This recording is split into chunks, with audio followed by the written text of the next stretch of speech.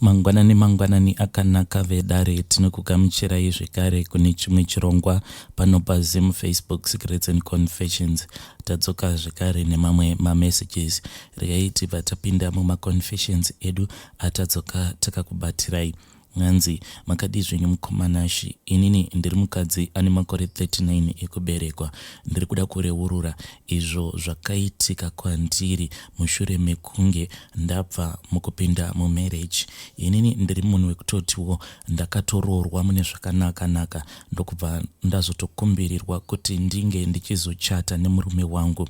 But mukoma pane zvimwewo zvainge zvichiitikawo kumashure kwangu izvo zvandainge ndisati ndanyatsokufinaliza. Ndaiva neumwe mukomana wangu uyo wandainge ndichidanana naye. Saka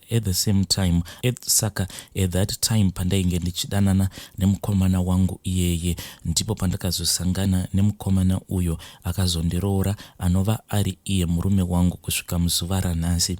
I didn't have a choice at all because ndainge ndichiri kuda kunyatsokuona kuti munhu wandinokwanisa kuzopinda naye mumarriage angava ari ani. Murume wangu wandinaye nanhasi uno, the reason why I chose him over my other boyfriend inauye kuti he was mature enough, but mukomana wangu uyo waainge akasangana neni ndichidanana naye munhu wekuti ndaimuda kunyatsokupinda mubhonzo chaimo, but he was not mature, munhu ainge asina any financial stability at all. Saka at that time ndakati ndichidanana navo vari two kudaro, then one of my best friend iye akabva azondipa advice yekuti kana ukaramba uchidanana nemukomana wako uyu, she meant uyo wandati he was not mature enough. Akati kumberi uko ndaona yanguva nhamo yeka. At the same time mukoma ndainge ndichisangana navo pabonde. Saka nyaya dzangu imbiri, yekutanga inoti I do not know about the paternity of my firstborn. Handizivi kuti mwana uyu ndewani, kuti ndewe murume wangu here kana kuti. But when I fell pregnant, I kept this as a secret even from my best friend, because ndakaziva kuti kana ndikagara ndangoudza umwe munhu kuti I have fallen pregnant. The reason why I kept it as a secret because ndainge ndisingade kuti kumberi uko kana kuri kunzi ndikasazoziva kuti muridzi wemwana ndiani, nyaya idzodzo dzisazobuda coming from munhu uya waunenge wakaudza that secret. So even my best friend, she does not even know about this story, because when she gave me that advice yekuti ndaifanira kuti ndinge ndichizorambana nemukomana wangu uya ainge ari not mature enough, inini mukoma I just pretended as if ndainge ndarambana nemukomana uya, because I was not satisfied nemurume wangu uyo akazondiroora. Pese pandaizosangana naye pabonde, I will then compare, because uyo mukomana wangu was not mature, aingovawo munhu wedoro. So taizoti kana tava kunopinda mumachira, he could last longer than uyo murume wangu akazondiroora, sezvo aingogarawo ari sober. Umwe wacho uyo ainge asingapedzi. Saka I would compare kuti ari nani ndeupi. But in the end zvakazoita kuti ndinge ndichizopinda mumarriage my current husband, it was about financial stability. Ndega ndakazoona kuti bonde harife rakaunza financial stability in life. But I dated and I continued to cheat on my husband for about 4 years after we got married, and zvose izvi ndainge ndichingozviita in secret. But pandakazosiyana nazvo izvi zvekuramba ndichingochita on my husband with my ex-boyfriend, it was after murume wangu azorobewa. And munhu akarobha murume wangu, I do suspect kuti it might be my boyfriend, because ndiye wega wandainge ndakaudza kuti mumba maiva nemari, and at that time mumba maitova nemari yainge yakawandisa. Murume wangu ainge ava kuitawo zvekutenga goridhe achitengesa, ende nguva yandakapinda mumarriage ndipo paya pakaputika madiamonds kwamutare. Murume wangu sezvo yainge atova nemaconnections kudhara mubusiness rake iro raainge achiita rekutenga gold achitengesa. Akabva azotanga kutenga zvekare madiamonds achitengesa. Vamwe ndo vaiti kana vachienda kwamutare vosungwa mumaroadblocks, but murume wangu aiva nemaconnections akawandisa zvekuti motikari yake yainge ichitozivikanwa ende aitodya nemapurisa. Ende munhu wandaigara ndichingoudza about madeals awa ainge achiitwa nemurume wangu, it was my boyfriend uyo wandainge ndichichita naye.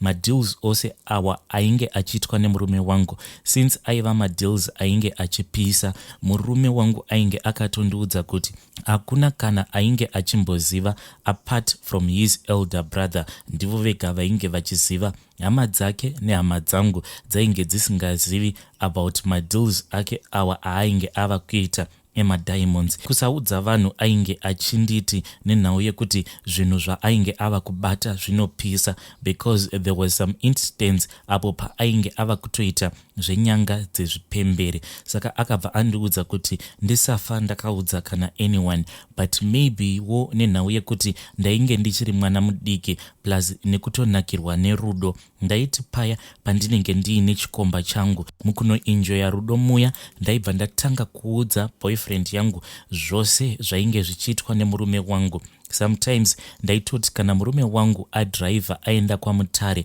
chikomba paya pachinenge chauya mumba, ndaikwanisa kutomuvhurira safe remari ndobva ndamurakidza mari. There was another time apo patainge tichida kunotenga imba, mumba mainge muine $200,000 cash. Saka murume akabva abuda achienda kunoita madhiri ake, inini ndikabva ndazosara ndiri ndega. Ipapo mwana wangu ainge aine about 3 months, saka chikomba chakabva chazouya kumba. Hameno kuti ndainge ndanyanya kunakirwa nerudo sei, because chikomba pachakazouya kumba ndakabva ndatomuti wakamboona mari yakawanda here. Iye akabva ati why? Ndikabva ndati ndikuda kukurakidza imwe mari yekuti unorohwa nehana. Mukoma ndakabva ndamuvhurira safe riya ndokubva ndatanga kumurakidza mabricks emari. Mari iyoyo yainge yakawanda and mari iyoyo yainge iri yekutenga stand. Saka akabva atanga kundinyengerera kuti ndinge ndichingomupa about $30,000 pamari iyoyo, but zvainge zvisingagoneki kuti ndinge ndichimupa mari iyoyo, because even password yesafe murume ainge asina kundipa. Zvandainge ndakangoita ndezvekuti ndainge ndakangotaimira iye achivhura safe rake iro raaiwanzokuchengeta mari inenge yakawanda, ndokubva ndakrema password iya ndichiitira kuti ndinge ndichizoratidza boyfriend yangu. Saka the reason why ndichisuspecta kuti chikomba changu ichi chandainge ndichidanana nacho ndo chakazouya chikabva chazobira murume wangu, kana kuti ndo chakazoronga nematsotsi kuti vange vachiuya kuzobira murume wangu. It is because mari yacho iyo yainge andikumbira ndo almost the exact amount iyo yakazobirwa murume wangu, because the first time there was a break in apa tainge taenda kurufu. This was after tabva kunotenga imba yedu, but there was some cash that was left in the house. Saka kwakabva kwazongoitika rufu, inini nemurume wangu ndokubva tazoenda kumusha kwavo, so that pamba pakazongosara garden boy na maid. But takati tiri kurufu ikoko, just after ndabva kureceive call ichibva kuboyfriend yangu, ndakabva ndangosudurukawo apo painge paine vamwe vanhu, so that people would not suspect. Iye akangondibvunza kuti ko uri kupi, ndakusuwa. Ndokubva ndazomutumidzira message ndichimuudza kuti asandisuwa a lot, because I was going to come back after about 5 days. Ndainge ndaenda kunhamo and I gave him all the details, ndichitomuudza mazuva awo andainge ndichizodzoka ndichibva kumusha. Ndiye munhu wega watingangoti ainge achiziva kuti pamba tainge tasiya paina maid na garden boy. Takarara tikaswera, then mangwana acho makuseni ndipo patakabva tazoreceive phone call iyo yainge ichibva kuna garden boy achitiudza kuti pamba painge pakapaziwa usiku hwacho. Hanzi mumba mainge makapinda matsotsi. Murume wangu akabva azodhiraivha achidzokera uko kwatainge tichigara. Achinopinda mumba akabva azondiudza kuti mumba mainge mapaziwa, zvekare pane vanhu vainge vavhura safe. Saka iye murume wangu ainge achitosuspekta kuti munhu ainge akaba mari iyoyo kana kuti ainge akaorganiza nematsotsi aiva ari musikana wedu webasa. Mukoma, this is the darkest secret that I am holding, because ndakabva ndazotongorwira kuti musikana uyu webasa asasungwa, because I knew that it was not her fault. Musikana iyeye akabva azodzingwa nemurume wangu, asi kudzingwa kwaakazoitwa basa, it was a way of me trying to save her, ndisingade kuti ange achizoenda kujeri, because I knew kuti she was innocent. But kuti ndinge ndichiprova kuti chikomba changu ndicho chainge chakabira murume wangu, there was no way for me to prove. He is still my primary suspect, asi wekutoudza chaiye apatomborina. Murume wangu akati abva mukubirwa musefa rake iro raaichengeta mumba, akabva azoti it was far much better kuti tinge tichibva munzvimbo imomo matainge tichigara ndokubva tazoenda kunogara somewhere else. Ende ininiwo nenhau yekuti I was so much in love with my first boyfriend, ndakaramba ndichingodanana naye. Ende mukunodanana naye mukoma, soon after tabva mukupazirwa nembavha, then takabva tazopazirwa zvekare. This time around takangobirwa furniture. Murume wangu ndokubva azoita zvekuhijekwa. Mushure mekunge achibva kubasa akabva azongokaruka akombwa nedzimwe motikari mbiri apo paainge ava kuda kupinda pagedhi. But zvese izvi mukoma, kana ndikazvibatanidza, I keep on thinking kuti chikomba changu chandainge ndichidanana nacho maybe ndiye munhu ainge achipa matip off kumbavha, because at that time apo tichizonosvika mukunorambana ndainge ndakatomudana kuti ange achiuya kumba kunyowani uko kwatainge tava kugara, akatombouya akatombospenda about 2 days ndigere naye ikoko, because my husband was never around. But pandakaona kuti murume wangu ainge ahijekwa, ndakabva ndaona kuti regai ndiregedze kuita izvi zvandainge ndichiita zvekuita zvezvikomba, ndokuzorambana kwandakazoita nechikomba changu ichocho. Asi chikomba changu chakatombotora nguva chisingade kuti tinge tichirambana, but I then put my foot to the ground, ndikabva ndamuudza kuti I was now a married man, ndainge ndava kusada kuti ndirambe ndichichita on my husband. Mukoma, this is the darkest secret that I have been holding in my heart. Ende nyaya dzacho kuti ndidzitaure so, I just pray each and every day kuti my firstborn ngaangova ari wemurume wangu, because nyaya dzacho kana dzikazotanga kubuda so, I don't know kuti murume wangu anozondisvitsa pai, because munhu wekuti he is very short tempered. Kutomutya ndinotomutya, but it was just some stupidity zvandakaita pandakapinda mumarriage. Maybe it was because I was still young, but after ndazoona kuti zvese zvandainge ndichita it was so wrong, I then corrected my mistakes, ndikabva ndazotanga kuita mukadzi ari right. Hey vedare, ndo message yandakatumidzirwa ichibva kuna vahanzvadzi vedu avo. Hey, hanzi I have a dark secret. Please ngatitaurei navo mucomment section. Regei tibva taenda panyedu inotevera. Nyedu inotevera yakamira sekudai so. Hanzi hello mukomanashi, ndakumbirawo phone. Please help me, I need help. Inini ndine problem yekuti ndinoitawo masturbation. I am addicted to masturbation. Now ndava kutoshaya mafeelings nevasikana. Even ndikada kurara nemusikana, nengo inobva yatorara iri pamusiwo, and it is very embarrassing. Please help me. Ndava kutonzwa kutoda kutozvisungirira hangu, ndodiwo naye, and I am old now. Ndava kudawo kuti ndinge ndichimitisa, kuti ndinge ndichinziwo ndiri baba. Please ndibatsireiwo. Hey, vedare ndo message yandakatumidzirwa ichibva kuna mukoma vedu avo. Please ngatitaurei navo mucomment section kana muriko munenge muchisangana nemaproblems akadai, aiwa, do not hesitate kuti munge muchiuya kuinbox kwangu mobva manyaso kutiudza kuti chii chakaitika apo pamakatanga kuita izvozvo zvemasturbation. Zvinokwanisa kuzotobatsirawo umwe munhu anenge achiri kutotangawo kuita izvozvo. Regai tibva taenda panyaya yedu inotevera. It is quite a similar story. Nyaya yedu inotevera yakamira sekudai so. Hanzi makadii zvenyu mukoma Nashi, ndiri kukumbirawo kuti munge muchindipostirawo nyaya yangu. Ndiri kutsvakawo advice. Inini ndiri munhu anoitawo zvekugadzira mafoni, specifically ndinowanzokuita zviya zvekuheka mafoni anenge akabiwa, aya ekuti anenge akalokewa. Ndinonyanya kuspecializa nema-Mac products kana kuti ma-iPhones.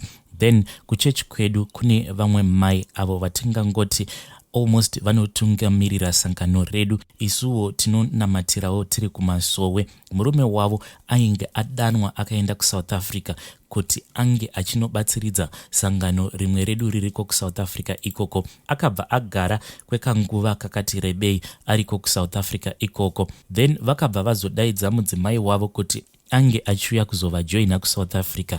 Then vakazoti vachibva kuSouth Africa vaiva neimwe iPhone yavo iyo yavainge vachiti pavakasvika kuSouth Africa vainge vakawana murume wavo akaitenga. Saka vainge vachida kuti inini ndinge ndichivabatsiridza kuti foni iyoyo ikwanise kutanga kubata network, because yaingoshanda only on wifi, and dzimwe nguva yaikwanisa kuti paya uchiishandisa pawifi yobva yangokaruka yakulokera internet. Vakabva vasiya foni iyoyo because inini ndainge ndisipo, ndaiva ndiri kubasa. Vakangosiyira foni iyoyo kumudzimai wangu. Ndichidzoka mukoma ndakabva ndazotanga kushanda nefoni iyoyo. Mukunoshanda nefoni iyoyo pane umwe musi wandakabva ndazosangana nemavideos. Mavideos awa andakasangana nawo ainge ari amai mufundisi vachiita bonde navamufundisi. Saka mavideos iwawo vainge vakamalokera kune rimwe folder, but pandakazobayirira foni iyoyo palaptop pangu ndo pandakabva ndazosangana nemavideos ababa mufundisi naamai mufundisi vachiita bonde vachitorana. Zvinhu izvi mukoma zvakabva zvazonditora moyo zvekuti ndakabva ndazokopera mavideos iwawo mulaptop mangu, ende ndinowanzo kuti paya pandinenge ndiri ndega kana vadzimai vangu vasipo ndinobva ndatanga kutarira mavideos aya ndichizvibata-bata nhengo yangu. Saka zvese izvi zvandakaona nawo zvava kukonzeresa kuti pose pandinotarisa amai mufundisi ndinobva ndatanga kunzwa ndichiva. Please vedare, ndiri kukumbirawo kuti munge muchindibatsira, because inini zvangu kubva kumashure kwese uko ndaiva munhu ainge asina kana ruchiva. Pese pandiramba ndichiona mavideos amai mufundisi navamufundisi vachiita bonde zvava kuramba zvichingonditora moyo wangu, zvekuti izvezvi takati tiri kuchechi ndakaramba ndakangoti ndei ndakavatarisa.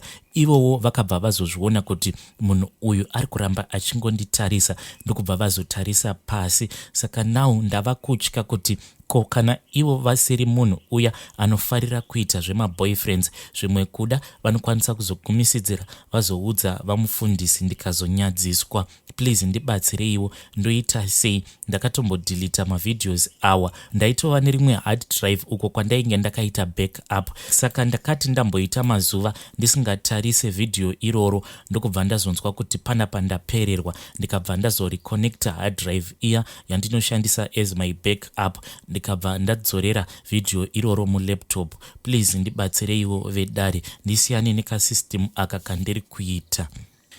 Hey vedare, ndo message yandakatumidzirwa ichibva kuna mukoma vedu, ndo secret yavo iyo. Please ngativabatsireiwo mucomment section.